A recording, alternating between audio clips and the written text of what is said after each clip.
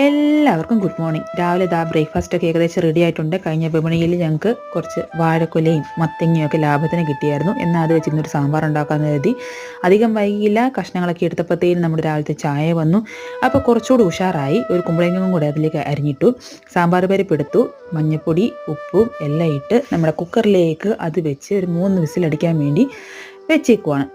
സാമ്പാറാകുമ്പോൾ നമ്മുടെ പച്ചക്കറികളെല്ലാം ഉണ്ടല്ലോ, അതൊക്കെ ആഡ് ചെയ്ത് വെക്കാം. മല്ലിയിലയും കിട്ടിയായിരുന്നു നമ്മുടെ ചന്തയിൽ നിന്ന്.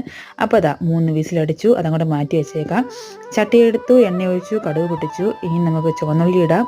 അത് മൂത്തതിന് ശേഷം കറിവേപ്പില ഇടാം. അത് മൂന്നതിന് ശേഷം നമ്മുടെ ബ്രാഹ്മിൺസിൻ്റെ സാമ്പാർ പൊടിയാണ് യൂസ് ചെയ്യുന്നത്. അത് ആവശ്യത്തിന് സാമ്പാർ പൊടി ഇട്ടു. നമ്മുടെ കഷ്ണങ്ങൾ വെന്തിരുന്ന അതിലേക്ക് ഇട്ടു. കുറച്ച് മല്ലിയില ചേപ്പ് അതിനകത്തോട്ടിട്ട് ഓക്കെ നമ്മൾ സെർവ് ചെയ്യുന്ന പാത്രത്തിലേക്ക് എടുത്തു. അപ്പോൾ ഒരു ഏകദേശം 8:30 ആയി കാണുമായിരിക്കും. നമ്മുടെ ബ്രേക്ക്ഫാസ്റ്റ് ഒക്കെ റെഡി ആയിട്ടുണ്ട്. ഇനി എല്ലാവർക്കും കഴിക്കാം. വീഡിയോ ഇഷ്ടപ്പെട്ടെങ്കിൽ ലൈക്കും സബ്സ്ക്രൈബ് ചെയ്യാനും മറക്കരുത്.